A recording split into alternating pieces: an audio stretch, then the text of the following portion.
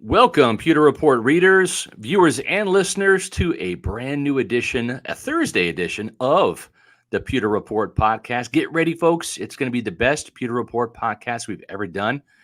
I'm your host, Scott Reynolds, and alongside me tonight, as we talk about how the Bucs can maybe get the most value out of this upcoming draft. And yes, that's a picture of Kansas State outside linebacker, edge rusher, Felix Anudike-Uzomah. The Bucs like him. They interviewed him formally at the Combine, and Todd Bowles will be in my old stomping grounds, Manhattan, Kansas. Manhappiness, as I like to call it, Kansas State University, for the K-State Pro Day tomorrow.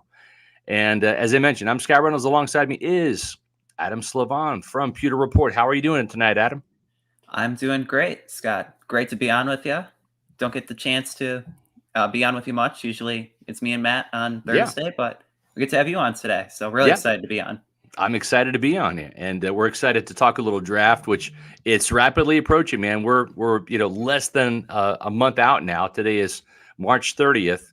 The draft is April 27th through the 29th. So a month from today, we're going to know who all of those draft picks are for the Buccaneers, and we'll have a chance to evaluate them, give our instant analysis on terms of what we think in terms of the players, whether they hit on some of those guys or whether they reached on some, and also too whether they address some needs, because this football team does have some needs heading into the draft. They've addressed some in free agency.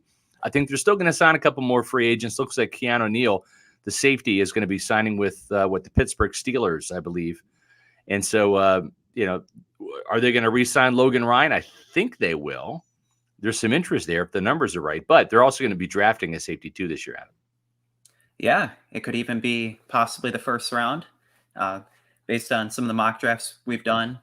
Yeah. Brian Branch might be there at number 19, but bringing back Logan Ryan is crucial, especially after losing Mike Edwards, losing Keanu Neal possibly. They need to keep some chemistry on the back end, something that Todd Bowles, a former safety, he prides in, just having that communication. Yeah, no doubt. And they only have two safeties on the roster right now, right? Winfield, who is entering a contract year himself, so big year for Antoine Winfield. Todd Bowles said he's going to be keeping Winfield at free safety, and I think that's a good move for the Buccaneers because they need some more interceptions. They only had 10 last year. They had 17 the year prior, and they're going to have to really I think lean on Antoine Winfield to play some center field, be that kind of single high safety back there in that cover three defense that Todd Bowles likes to play, and use his ball hawking ability and range to pick off more than one pass. He only had one interception last year. That came in the season opener against the Cowboys. So they need a lot more interceptions from him and across the board. And this team's got to catch the ones that are thrown to him. Too many dropped interceptions last year by Carlton Davis, Jamel Dean, Levante David, etc. So we'll see if that's going to be the Bucs' direction in the first round. But tonight we're going to be talking about how the Bucs can get some value. And, if you want to add some value and maybe some energy to your life, well, there's only one way to do it here at Pewter Report. We're going to recommend the official energy drink of Pewter Report, and that's Celsius. That's right, Celsius. Essential energy you need to power your morning, to power you through a long day at work, to power your workouts. If you want energy, if you want power, Celsius is the way to go. There's no sugar crash, folks. Why? Because there is simply no sugar in it. And you're going to get all the energy you need without that sugar crash. And you're going to get plenty of taste. Holy smokes. Look at these new flavors. Fantasy Vibe, which I had just the other day. It's fantastic. It's a mix of marshmallow and mandarin orange. You can get the sparkling lemon lime. Sparkling orange is always a hit, as well as tropical vibe, Arctic vibe, and peach vibe, all three vibe flavors. Go to Celsius.com, click on the store locator, find out where you can get a Celsius near you at a health and fitness store, at a convenience store, at a grocery store, or a bodega, as Matt Matera would like to say. So Celsius, the energy drink of Pewter Report, and make it your energy drink as well. All right, Adam, let's get into tonight's topic here, which is the draft. And I think you and I are probably of like minds that this year, picking number 19, there's probably going to be several players the Buccaneers have an interest in at 19. We saw Jason Licht trade back last year, all the way out of the first round into the second round and have that first overall pick from Jacksonville, where they used it to pick Logan Hall, the defensive tackle from Houston. So maybe another trade down is in store this year, Adam? Yeah, I definitely could see it going that way. And there's something to be said about getting the first pick in the second round. That's a whole other day to look over prospects and really decide who's the best fit. And it's important, like for Jason Licht in past drafts, the past 4 or 5 drafts, he's really found guys between rounds 2 to 4. And if he were to trade down, maybe get an extra 3rd rounder, an extra 5th rounder, that could be crucial in really rounding out the roster. Pewter Report's J.C. Allen a couple days ago went over some free agents the Bucs may sign and kind of the roster reset that needs to happen. Because even bringing in a full draft class of maybe 9-10 guys, they still need to round out the roster. That's not enough. I would say, it's not. And there's a big 3. I would break it down need-wise and saying offensive tackle, yes, a defensive back. We mentioned the safeties already. Yep. And then also getting another edge player. Yeah. The thumbnail today is Kansas State's Felix Anudike-Uzomah. Yep. Is that right? Close. Anudike-Uzomah. Yeah. Anudike. But addressing those 3 with really the first 3 picks would be crucial. And you don't always, it's kind of, you try to find a middle ground between selecting the best player available. Right. And then also drafting for need. So kind of finding that sweet spot. And, it's interesting because a year ago, the Buccaneers didn't even dream they'd be in this position. Why? Because they gave Shaq Barrett a contract where he averages $17 million a year, right? And he was coming off of a 10-sack Pro Bowl season. And then you look at Joe Tryon-Shoyinka, first-round draft pick in 2021. These were supposed to be the 2 edge rushers that were going to be the future for Todd Bowles' defense. And it's kind of crazy to think about just a year later, right? Shaq Barrett coming off of a torn Achilles at age 30. He'll be 31 in November. That's kind of a scary proposition right there. And Joe Tryon-Shoyinka entering year 3. It's a critical year for JTS because he has not produced more than 4 sacks in any of his seasons. So it's going to be a big year for the Buccaneers edge rushers. This is the first time in a Todd Bowles defense ever where they have not had an outside linebacker, Adam, lead the team in sacks. It was the nose tackle. Vita Vea was 6.5 last year. Yeah, and Greg Auman of Fox Sports, he pointed out, I believe within the past decade, the Bucs have only had like 3 different edge rushers record double-digit sack seasons. And JPP and Shaq Barrett. So they really need to find another guy on the outside to really put pressure on the quarterback. Joe Tryon-Shoyinka, a lot of times he was so close to getting the sack. You could probably count more opportunities he had wrapping the guy or getting really close to him and not executing. Yeah. And Todd Bowles is all about execution. So to get another edge rusher that can finish the play, definitely like one of the biggest needs on the defense. Yeah, there's no doubt about it. So here's what I did just to, kind of prep us for tonight's show. I looked at a couple of mock draft simulators, and I know that PFF has one, Draft Network has one. I actually used Pro Football Networks for the first time. Found it to be really good because they prompt a lot of trades. And we've seen Jason Licht trade up 1 spot to get Tristan Wirfs in 2020 and then trade down last year to accumulate some more picks and also get Logan Hall at the top of the second round. And I think one of the best drafts that Licht kind of commandeered, and we've talked about this before, so I'm not going to spend a bunch of time on it. Adam, I think you and I were both in agreement.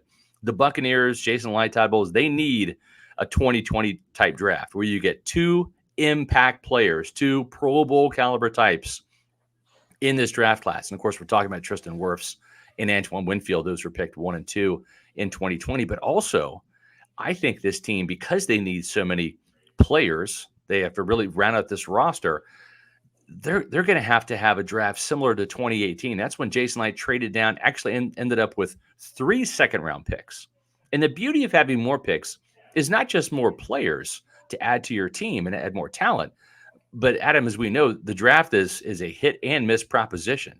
There's no slam dunks, not even the first round, not even the number 1 overall pick. So it allows you more chances to not just hit, but also get away with some misses. Back in 2018, if you look at that draft class, Vita Vea was the number one pick for the Buccaneers. Worked out really well, Pro Bowl defensive lineman. In the second round, they had 3 second-round picks. You had Ronald Jones, the running back, who is probably on his way out of the league right now, signing with Dallas, but didn't do much in Kansas City after he flamed out in Tampa.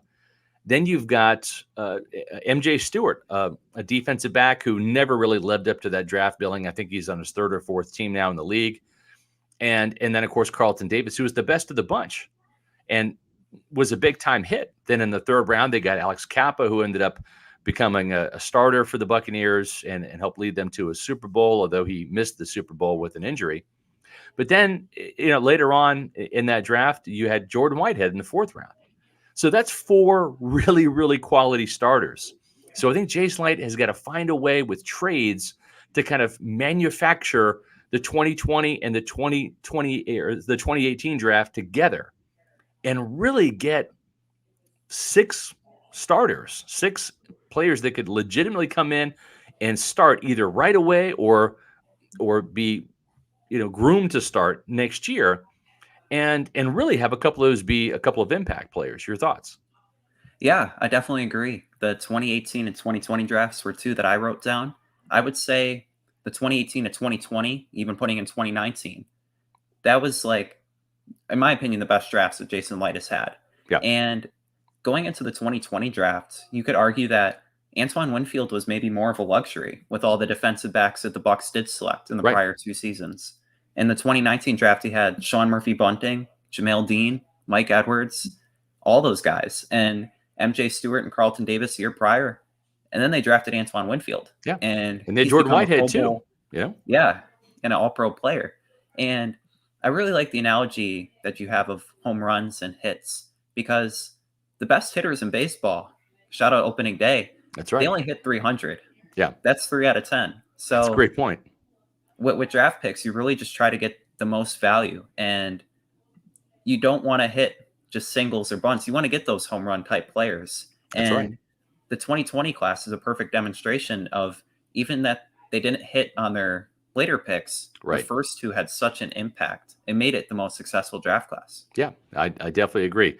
So with that being said, I did 2 simulated mock drafts, and I didn't really engineer any of the trades. All of the trades that were brought up, I evaluated. And some of those, and I really like the Pro Football Network trade, because they'll also throw in trades for next year's, where you can trade this year's picks for next year's, like Jason Licht did last year in getting Zion McCollum, right? They traded the 4th round pick this year to move up in the 5th round last year to get McCollum.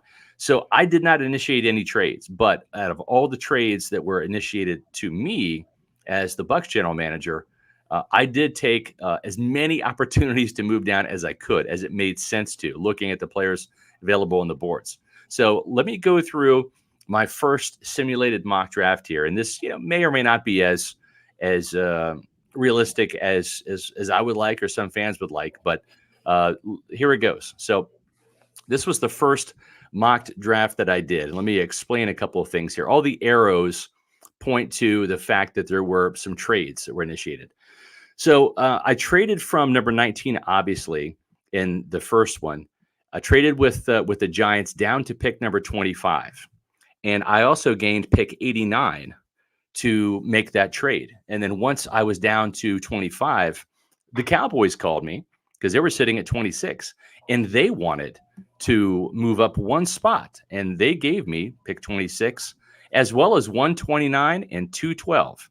So what I did was I selected Anton Harrison with the Cowboys pick at 26. I wanted to get that offensive tackle. You and I are both in agreement. That's one of their top 3 needs. So, we don't have the time to go through all of the players that were available, but I'm sitting here trying to play the best general manager I can for the Buccaneers. Okay, so surprisingly, Felix Anudike-Uzomah, who, listen, folks, I'm a Kansas Stater, I'll admit it, but if this kid went to KU, my arch rival, I would be all about taking him. I think he's one of the best pass rushers in this year's draft class. So with pick number 50, which is the Bucs' original pick, I picked him because he was the best player available and also fit a need. And then at pick number 82, I traded down one more time with the Vikings to pick 87, where Sam Laporta, the tight end from Iowa State, was there. And I picked up number 158 from the Vikings. So right here off the bat, Anton Harrison, Felix Anudike-Uzomah, and Sam Laporta. Tight end is a need. Is it as pressing a need as safety? No, but I thought he was a really good value. Your thoughts on these first three picks, Adam? I really like each of the picks, and you mentioned even getting a tight end at number 87. Finding playmakers on both sides of the ball, it's crucial. Yeah. And I wouldn't even be against a wide receiver. I know in the first mock draft, you had Zay Flowers out of Boston College. Huge fan of him. And also Josh Downs. He's been really impressive with his route running, kind of showing that at his pro day. So finding a playmaker in the first 3 rounds, definitely could see that happening for the Bucs.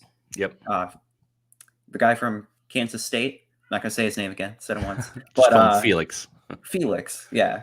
He definitely is one of the best edge rushers, and he has the production to back it up. And that's what you really like to see, just taking the intangibles and tools. Because Joe Tryon-Shoyinka, he has all the tools to be a productive pass rusher. He just doesn't have the results yet. So taking somebody with the results, definitely a fan of that.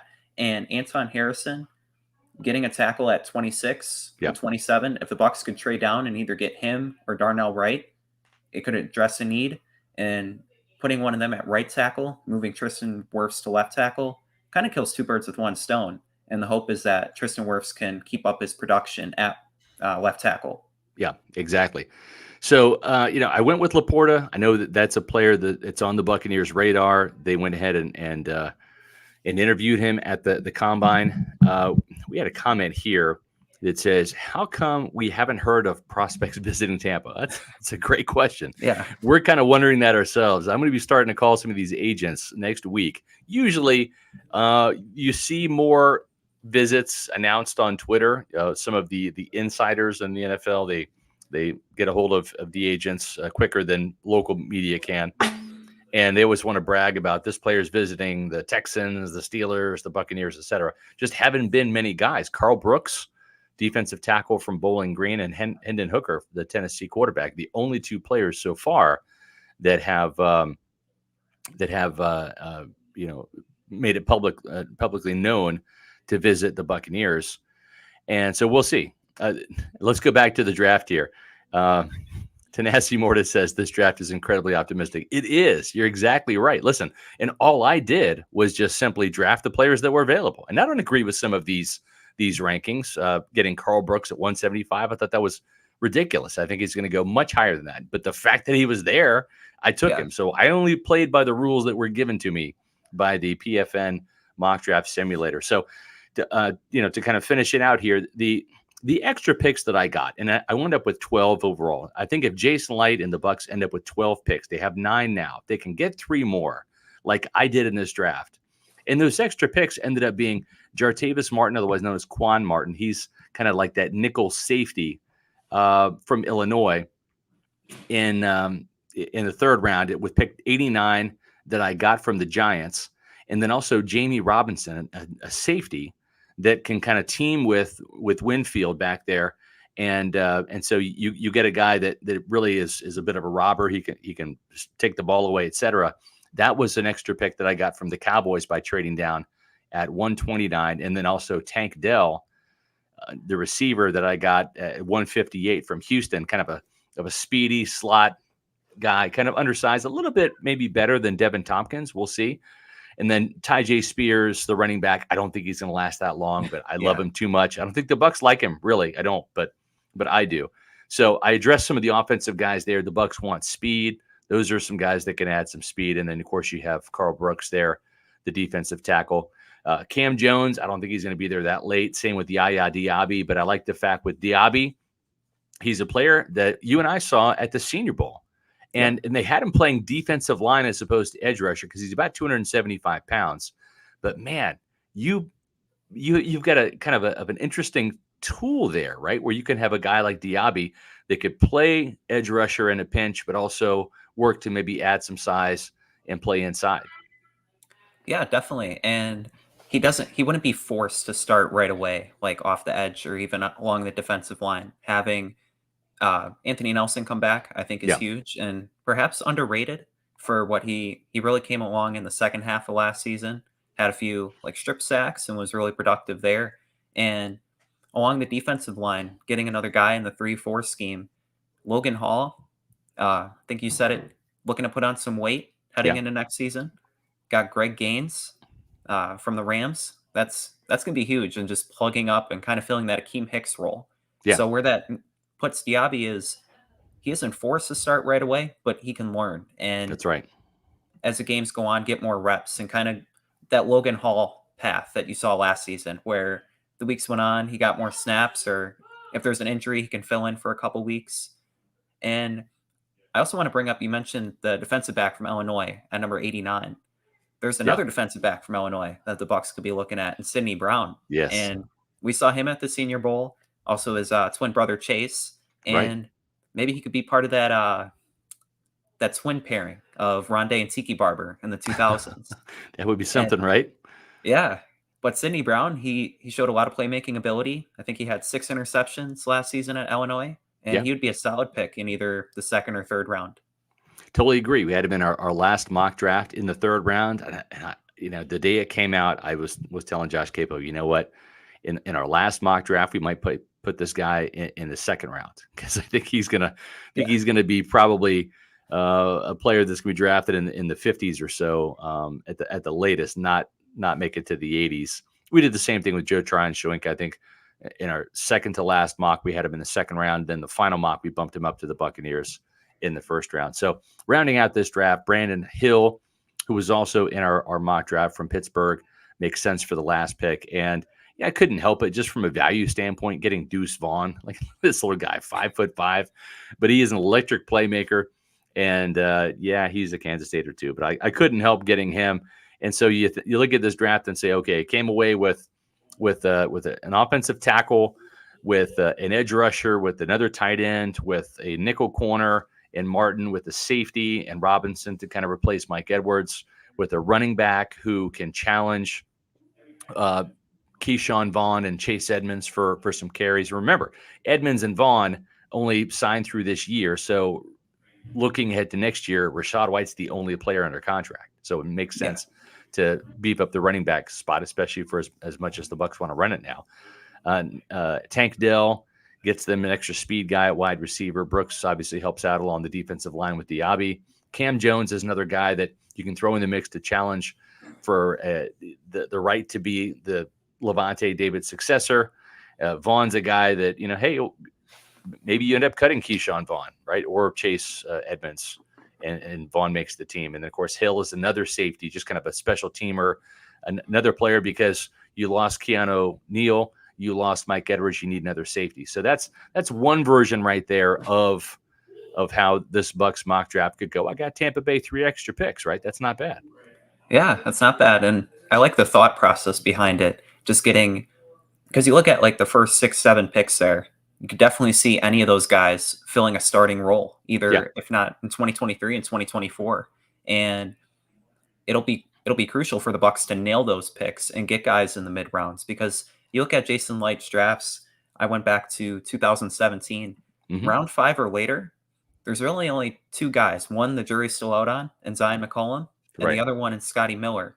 Round 5 or later, they haven't really found too much value of some of those picks. Guys like Grant Stewart, KJ Britt, they're either special teamers or they're way down the depth chart. So maybe taking a high risk, high reward, boomer bust on some of these guys. Yeah. Could definitely see that. And Stewart only lasted a year. They traded him to the Colts and got a 6th round pick. But you're right. They really have not found any of those diamonds in the rough later in the draft. And so that's something that I think that, we'll have to see if they can hit on, and maybe more picks gets them, more options in the later part of the draft. The other interesting thing too, when it comes to getting more picks, is I did the mock simulation one more time just to see how it would differ for the Buccaneers. And boy, did it differ. All right. So let me put this one up here. This is the one I did right after I did the first one. And I came away with 15 players. I kept trading down and trading down and trading down. I traded all the way down out of 19, all the way down to 39. So this is how this draft shaped up. Went from 19, the Bills called me and they said, we wanted you to trade down to 27. Okay, fine. I can go from 19 to 27. What am I going to get, Bills? And they said, we're going to take pick 252 from Tampa Bay, and we're going to give you pick number 27 from Buffalo, pick number 59, which was a second rounder, and that kind of sealed the deal for me, plus the Bills' 7th round pick at 205. So then I slide down to 27, and guess who calls me? The division rival Panthers called me, and they said, we want pick 27, and we only have pick 39, but we're going to give you pick number 93 this year, which is a 3rd rounder, and we're going to give you a 3rd rounder next year. Well, I tried to get more this year, but the Panthers wouldn't budge. So I traded away pick 205, which I got from the Bills, and pick number 27 for picks 39, 93, and the Panthers' 3rd rounder for next year. Then I drafted Felix Anudike-Uzomah because he was literally the best player on the board at number 39 for the Buccaneers. There was no offensive tackles. Sidney Brown was there, but I took a chance because of the way that their board was stacked at that time. The Pro Football Network had him down the list. So I rolled the dice to see if he would be there later in the draft than he was. I ended up getting a tackle that I got at 52 because once I made that pick for Felix Anudike-Uzomah, I'm picking at number 50. The Seahawks called me and they said, Scott, we want pick number 50. We'll give you 52, plus we'll give you picks 123, which is in the 4th round, and 198. Well, what do we talk about, Adam? I'm in the business of trading down in this mock draft. So I took it, and I traded down. And then at pick number 52, I made the call, and I got Blake Freeland, who's a very athletic tackle from BYU. And then the player that you mentioned, Sidney Brown. Well, I got Sidney Brown. And how did I get Sidney Brown? Well, I was down to pick number 59, which I got from the Bills. And the Bengals called me and they said, well, we have pick number 60. If you trade down one spot, we'll give you pick number 131, which is in the 4th round, plus pick 206. Well, how can I resist that, Adam? Trading down one spot. So I did. Then the final trade was the Cardinals. They wanted pick number 60. And they said, we'll give you pick 66 plus 168. There was still literally about 5 players that I liked on the board at that time, including Sidney Brown. So I traded down to 66. Lo and behold, Brown was there, as well as Sam Laporta right there at pick number 82. I almost want to say I like this draft better than the first one. Of course. I got 15 players, man. Yeah. I cleaned up.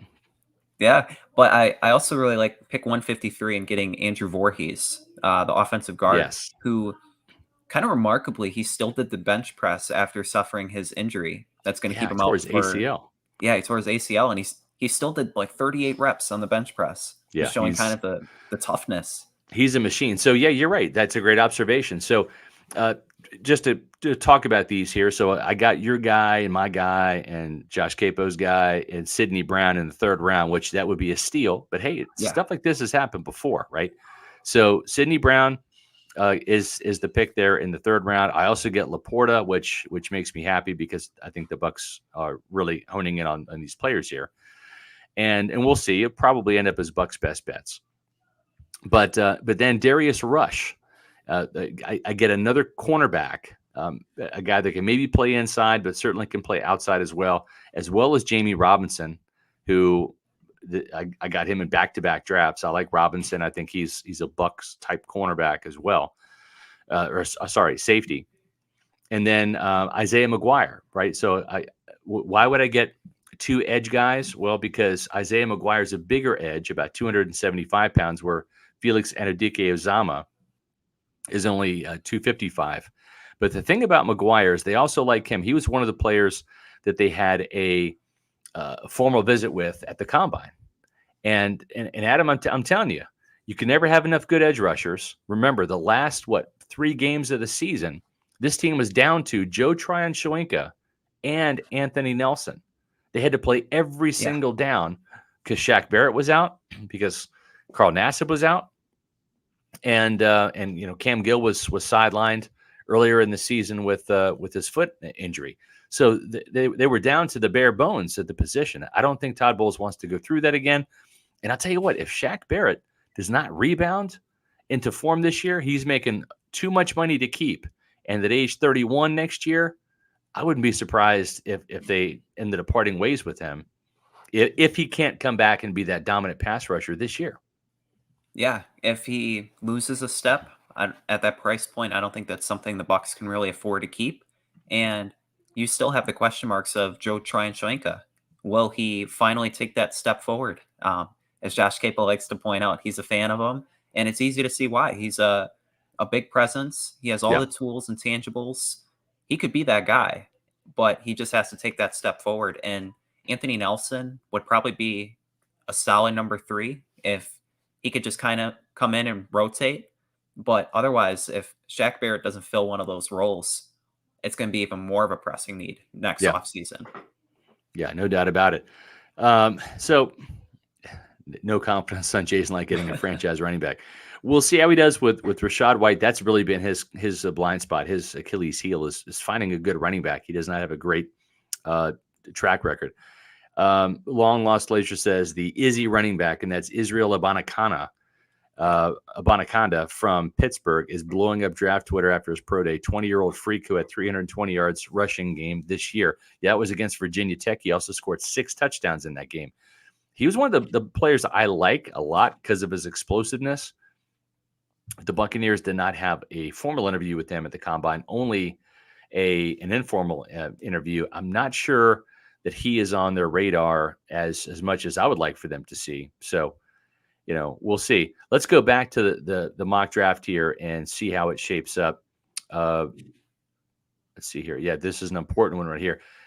This is one of the rules changes that came into effect this week. Teams can now carry a 90-man roster all the way through the preseason. I like this, Adam, because it doesn't force teams to have to, in that final preseason game, you're not playing your starters, right? And sometimes you can have attrition where guys get hurt. And then in the second half of games, you don't have enough players to really field the positions. Why not give all players that you go to camp with all 3 games to decide if they can make the team or not? It makes the most sense. And you don't want to cut a guy and then see him doing well with another team. Following the Packers, like the past couple seasons, like Alan Lazard, he was cut from the Jaguars and he went on to Green Bay and he became one of the best wide receivers. Or another example, Taysom Hill, he was on the Packers as a quarterback. Yeah. They had to cut him because of the roster cuts and he found a home at the Saints. So having guys like that who may be like bubble guys, all 3 games of the preseason to really see what they have and get some game reps, because game reps are the most important. That's where you see, can that 3rd string quarterback stick on the team? Yeah. Can that seventh wide receiver, could he be a 3 or 4? Right. And so definitely like the rule change because it isn't fair to those guys to have to work all off season, go through training camp just to get cut after a preseason game. Right. Fans hated the 4th preseason game. Yeah. But quarterbacks, especially quarterbacks that aren't starters, loved it. And now teams are at a real disadvantage in terms of developing young quarterbacks. That's one less game to evaluate young quarterbacks and to get them more reps, which they need to develop. So did I draft a quarterback here for the Buccaneers on day 3? Let's go to my draft. I think I did. Again, I'm not assigning the draft value here, folks. This is courtesy of Pro Football Network. Each one of these draft simulators, Adam, has its own warts, right? In terms of ranking players, et cetera. You mentioned Andrew Voorhees. He's a player that probably carries a 2nd-round grade. If he didn't tear his ACL, he's probably a 2nd-round guard, and he would be a tremendous fit coming from USC in this Dave Canales offense. So I did what any good general manager does. I helped my team this year with an eye towards the future. So even though Andrew Voorhees, I draft him in the 4th round, late 4th round. I draft him there because I have an extra pick. Matter of fact, I've got 1, 2, 3, 4, 5, 6 extra picks in this draft. And those extra picks are Sidney Brown, Darius Rush, Jamie Robinson, Isaiah McGuire, Yaya Diaby, and Malik Knowles. So with all these extra picks, I'm fine with drafting a player. I'm going to essentially redshirt on IR. he can factor into possibly being one of the starters next year, as well as getting that 3rd-round pick from Carolina for next year, right? So that's not bad. Again, Yaya Diaby, Carl Brooks, those are players that I think are going to go much earlier than the PFN mock draft here. But one player that I really, really like, and you know what, he might actually go undrafted because there's not really a good 40-yard dash time on him, is Mohamed Ibrahim from Minnesota. This team likes Minnesota players, right? They've drafted a couple now, with Antoine Winfield, with Kieft, and then before that, Tyler Johnson, the Minnesota wide receiver. So maybe they go back to the Golden Gophers and get a running back. I think what they're looking for on day 3 this year is an angry runner, a guy that just runs with a bunch of violence and yards after contact, and that's exactly what Mohamed Ibrahim is all about, as Sidney Brown from Illinois is finding out in this picture here. And then rounding out the draft, Juice Scruggs from Penn State is a center that can play guard and give this team another young developing player there. You might think, well, they got Robert Hainsey, they got Nick Leverett. Why would they need another center? Well, just you never know, right? Yeah. This team, last year. Yeah, at the tackle positions. Yeah, and also at the center position in week 3, right? There was, in week 18, Ryan Jensen was on injured reserve. There was talk he might come back for the playoffs, which he did. But then you had Robert Hainsey get hurt in that Falcons game, and Nick Leverett had to slide over and play center. So all of a sudden, the Bucs were down to their 3rd-string center. This is a nice young developmental prospect that the Bucs like, in Juice Scruggs from Penn State.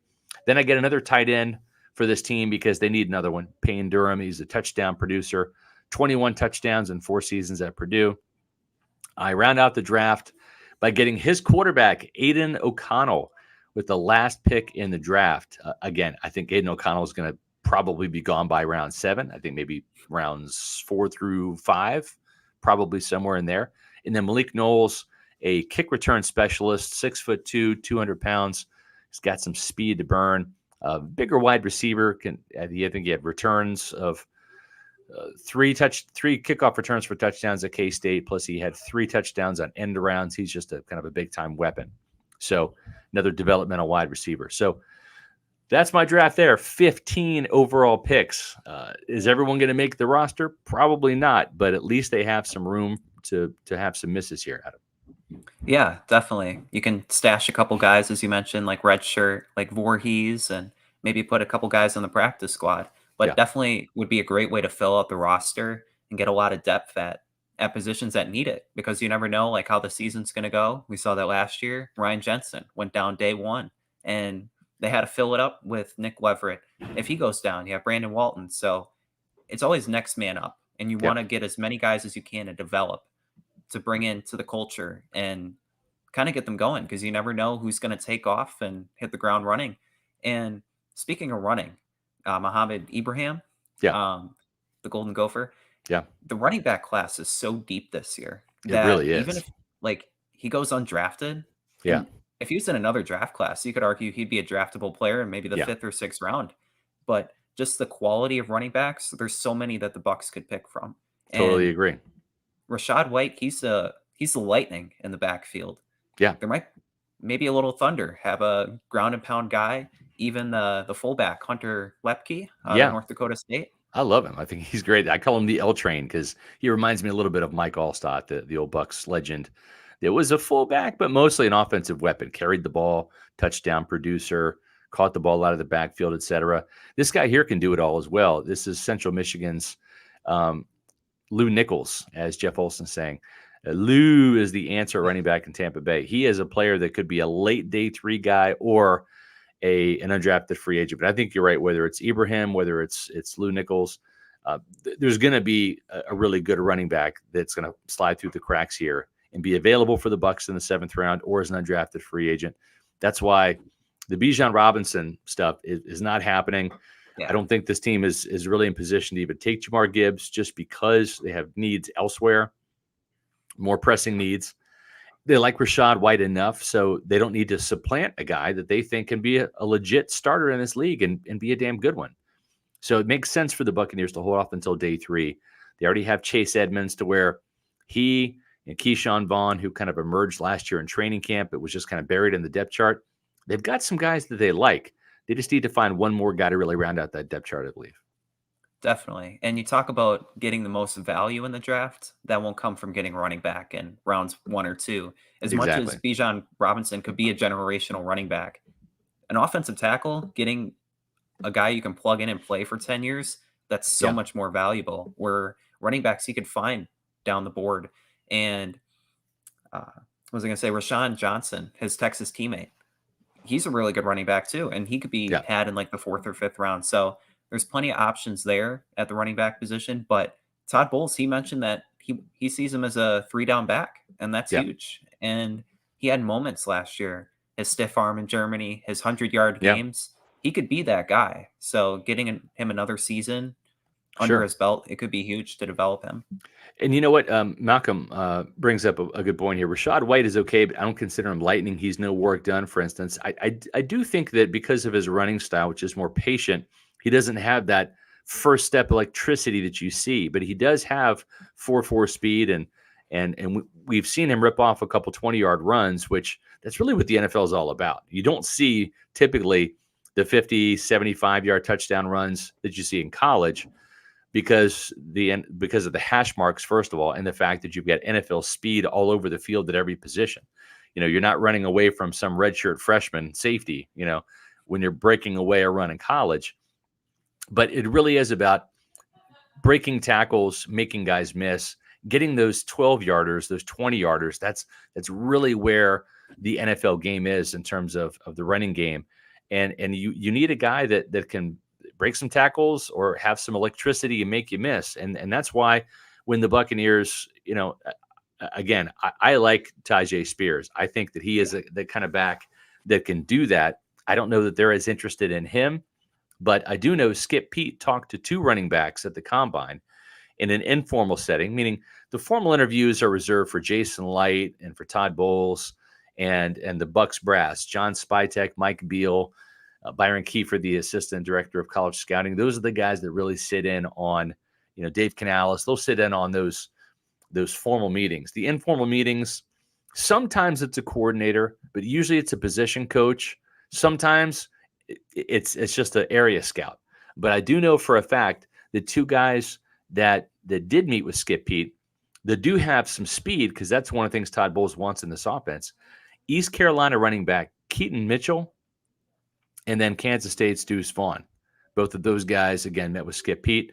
Todd Bowles will be out there at the Kansas State Pro Day tomorrow. There's a couple guys to look at this year. Felix Anudike-Uzomah, Julius Brents, the big 6'3" cornerback, Deuce Vaughn, and, of course, Malik Knowles over there in Manhattan. But we'll see how it shakes out this year. I do think that Jason Licht needs to come away with an offensive tackle early, and the gamble is, and we've seen Jason Licht draft a couple tackles now in the top 2 rounds, right?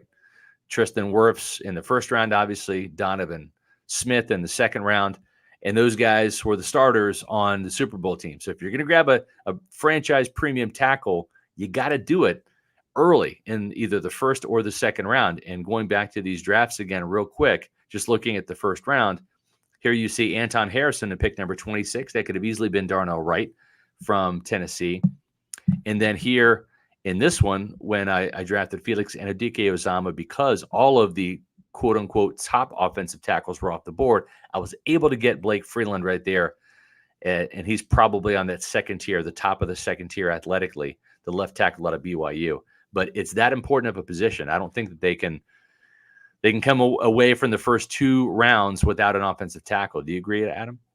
I agree, because the value's there. You have to draft a guy in the first or second round, because you go in free agency, it's all the second tier guys and bridge options, band-aids, guys that have been in the league already 10 years and have a lot of wear and tear on them. Yeah. And they're still getting paid $8-9 million just because NFL teams need 2 tackles. Yeah. And I actually like the pick of Blake Freeland in the second round out of BYU. He's an imposing guy. You talk about Juwan Jones. 6'7". Yeah. 6'7". Long arms. Yeah. And he could fit right in because the Dave Canales run scheme, a lot of wide zones. You're going to need guys to really open up holes for Rachaad White to get on the outside. So they definitely, with Dave Canales and kind of the run emphasis on the offense for Yeah. next season, a tackle in the first 2 rounds, it's seeming pretty likely. Yeah, I agree. I do like the look of Keaton Mitchell. Would be a perfect to see a Pirate become a Buccaneer too. That's well said, Kieran, for sure. There's a lot of good running backs I like in this draft, and they're not going to draft a lot of them. They're going to probably pick one, and probably all the guys I like are going to be gone.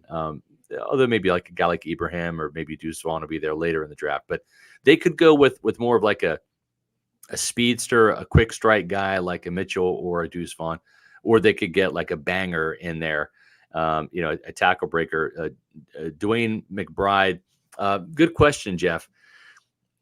When I asked Dwayne at the combine if he met with the Bucs, he didn't say yes, he didn't say no, and he looked kind of confused by the question.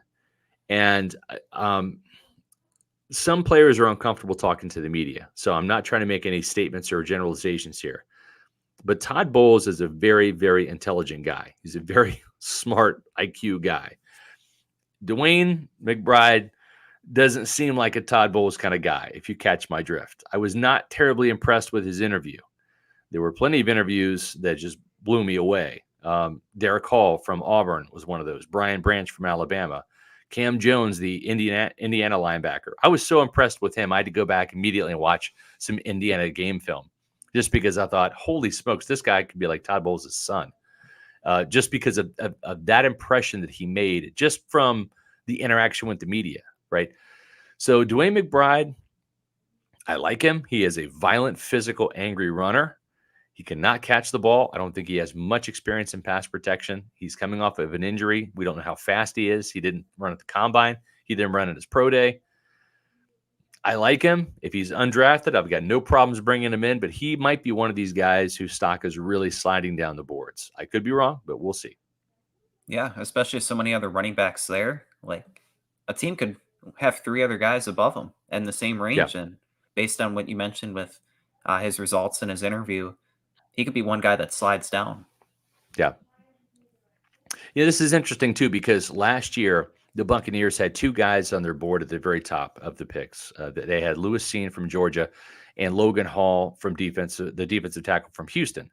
They ended up trading out of the first round, and the Minnesota Vikings traded up to pick number 32 to grab Lewis Seen from them with the last pick of the draft. And that pretty much solidified, I think I even wrote it, they're going to draft Logan Hall right on the next day, and that's exactly what happened. He was the top guy in our Bucs final mock draft or first round mock draft, as well as a Bucs best bet. We also had Lewis Seen in the previous mock draft before our final one, so we really nailed either one of those guys. The thing with Seen is remember, they already had Logan Ryan. They already had Keanu Neal. They already had Mike Edwards under his last year of his contract, plus Antoine Winfield. They had plenty of safeties. But Lewis Seen was more of a want than a need. Todd Bowles loved Lewis Seen, loved him. And once I saw his interview at the Georgia Pro Day, I said, wow, this is like Todd Bowles' son as well. Like just the cerebral abilities. It's just a perfect Todd Bowles Buccaneer fit. But they ended up going with the player that they needed, which was Logan Hall. He's going to be a starting defensive tackle this year next to Vita Vea. So that was a need position, probably the better position or the better pick of the 2. But looking at Al Bundy's question here or comment, it brings up a good point, Adam. I would pass on Brian Branch. Otherwise, you have to draft a guy like Matthew Bergeron from Syracuse, the left tackle at 50. He might not be starter material, but if you don't draft Branch as the first round pick, there's a lot of safeties in the 3rd or 4th round. So is Brian Branch, if he's there at number 19, do you pass on him for a tackle because of the same situation? Yeah, you want him, and maybe you need him because safety is a big-time need with only Winfield and Nolan Turner there. But Adam, can you pass up a tackle for a safety when, as Al Bundy says, there might be some safeties there in rounds 2, 3, or 4? That's a very great point. And I would say to that, like kind of with Lewis Seen, you can pass on a safety just because you talk about getting value. Tackle outweighs safety. I mean, you can find safeties in free agency. I mean, Jesse Bates, he was a free agent. He went to the Falcons. So right. you can find a top tier safety. It's hard to find a top tier tackle. So getting a guy at 19, if I saw there was a comment earlier about Broderick Jones, he could be an option as one of like the big three. Or Paris Johnson, if he's on the board at like 15, do the Bucs trade up and maybe get a guy and say, hey, we have a tackle, we have it locked down? Because a lot of teams, they enter the draft and they want like those impact players, and sometimes you have to trade up for them. And as the Bucs did with Tristan Wirfs in 2020, it just shows the value and getting a tackle. No doubt about it. That's why we got Darnell Wright in the top spot right now for our Pewter Report mock draft. Josh Capo did a great job on that the other day. So if you haven't checked out our Pewter Report mock draft version 4.0, make sure you do so. And that's on pewterreport.com. I'll try to drop that into the chat here in just a second. But if you're looking to make another pick and you're choosing your health, as you should, because we all should choose our health. If we don't take care of ourselves, nobody else will. Well, make sure you do it at age rejuvenation. As we age, our hormones decrease, both for men and women. I was tired all the time, had no sex drive. I was groggy. I felt like I was 80 years old because everything hurt. I came to age rejuvenation because I was tired all the time. Bioidentical hormones has really made such an impact in people's lives. I actually enjoy shopping now. Got all my energy back. Mind is sharp. I feel like I'm 18 again. It was perfect for me. Get with age rejuvenation. Do it now. Don't wait. Call Age Rejuvenation today. Don't wait, folks. Don't do what I did. I waited till I was 50 years old before I did something about my low testosterone. I didn't even know I had low testosterone. That was the thing. But I went to age rejuvenation and I got my testosterone checked. They do the blood work. Insurance will pay for it. And lo and behold, I had low testosterone. And I'm not alone. Most men in their 40s, 50s, 60s, 70s, etc., they've got low testosterone because that happens naturally as you get older. But you can reverse it. You can fix it with the testosterone therapy. That's what I did. If you mention Pewter Report, you get $500 off your first treatment.